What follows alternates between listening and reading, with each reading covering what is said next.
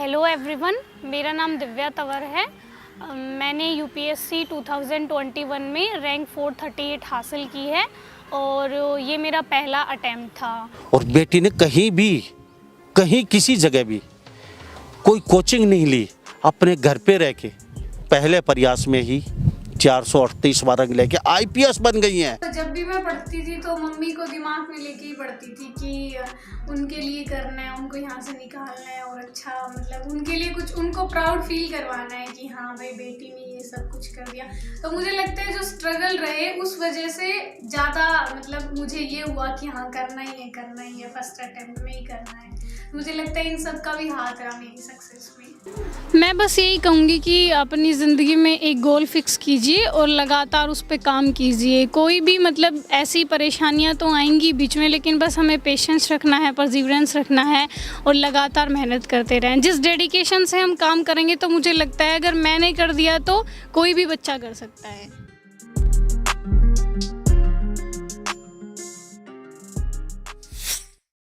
दोस्तों, कुछ लोगों की कहानियाँ इतनी प्रेरणादायक होती हैं कि उनके सामने हर संघर्ष और चुनौती फीकी पड़ जाए।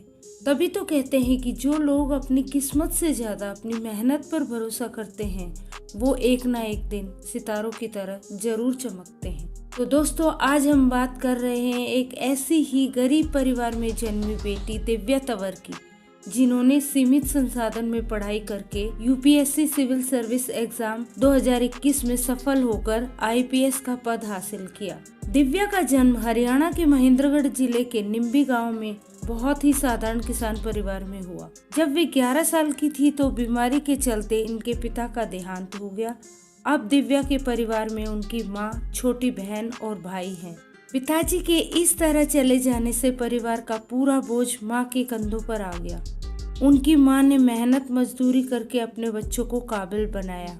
दिव्या ने अपनी शुरुआती शिक्षा अपने गांव के हिमानु स्कूल से पूरी की। पढ़ाई का बोझ माँ पर ना पड़े इसलिए जवाहर नवोदय विद्यालय का एग्जाम क्लियर कर 6 से 12 तक की पढ़ाई नवोदय विद्यालय से की। अच्छे नंबरों से 12th पास करके ग्रेजुएशन के लिए गवर्नमेंट पीजी कॉलेज में एडमिशन लिया। अपनी पढ़ाई के साथ साथ उन्होंने बच्चों को ट्यूशन भी पढ़ाना शुरू किया ताकि घर के खर्चों में माँ का हाथ बटा सके।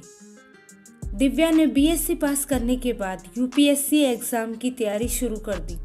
तैयारी के साथ साथ वे स्कूल में बच्चों को भी पढ़ाती थी। स्टार्टिंग के दिनों में दिव्या 4 से 5 घंटे पढ़ती थी, फिर धीरे धीरे रोजाना 10 घंटे पढ़ाई करना शुरू कर दिया। दोस्तों, दिव्या जिस कमरे में पढ़ाई करती थी वो सिर्फ एक 10 बाय 10 का छोटा कमरा था। उसी कमरे में पूरे परिवार का खाना, पीना, सोना और दिव्या का पढ़ना होता था।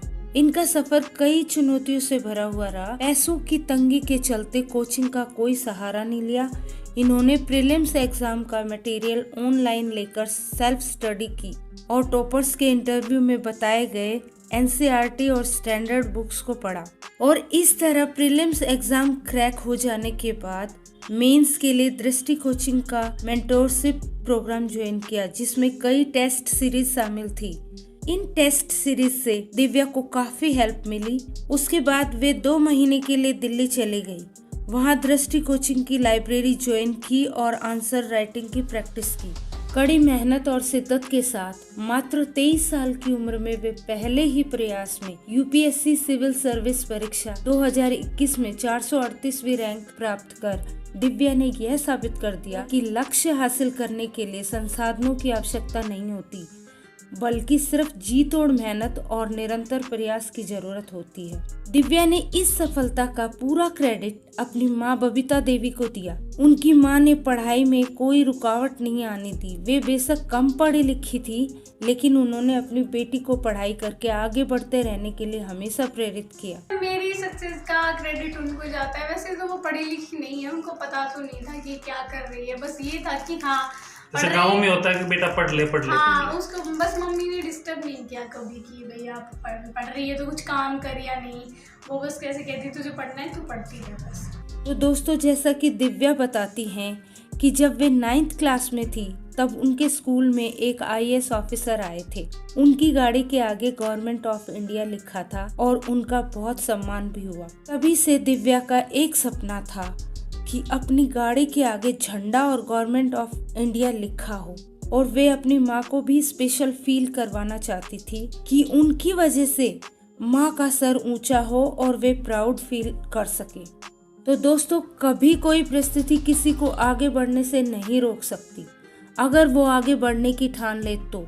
दिव्या की लगन और कड़ी मेहनत ने परिस्थिति और मजबूरी दोनों को झुका दिया। उनका कहना है कि अपनी बेटियों को खुले आसमान में उड़ने दीजिए, फिर देखिए वे आपको कहां तक ले जाती हैं। दिव्या को अभी आईपीएस का पद मिला है, लेकिन वे अभी रुकी नहीं हैं। आगे और मेहनत करके आईएएस में अच्छी रैंक लाने की कोशिश कर रही हैं। इसलिए मैं हर बहन और बेटी को कहना चाहूँगी कि आप जब संघर्ष करते हो तो संघर्ष के दौरान आपको अपने माता पिता के उस सपने के बारे में सोचना चाहिए जो आपके लिए उन्होंने देखे हैं। तब आपको सफल होने से कोई नहीं रोक सकता। कैसा लगता है? थोड़ी बहुत चूक, मन में कुछ मलाल है थोड़ा सा? वो तो है ही, वो बस एक एग्ज़ाम हो गया था थोड़ा सा। मैं फर्स्ट अटेम्प्ट था तो हो जाता है घबराहट की एक पूरा करना है, पेपर पूरा करना है, उस चक्कर में थोड़ी क्वालिटी लो हो गई एक एग्ज़ाम में। तो मैं कोशिश करूँगी अगली बार और बेहतर करूँ। अगली बार? अभी यहाँ गाड़ी रुकी नहीं है क्या?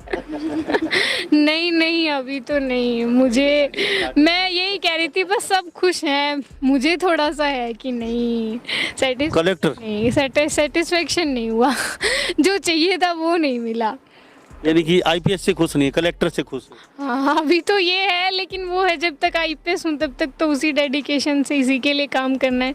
लेकिन कोशिश करूँगी अगली बार वही ले लूँ, आईएएस ही बन जाए। तो दोस्तों, अगर दिव्या की स्टोरी अच्छी लगी हो तो वीडियो को लाइक ज़रूर कर दें और चैनल को सब्सक्राइब करना ना भूलें। और आपकी इस वीडियो पर क्या राय है कमेंट ज़रूर करें। Thank you so much.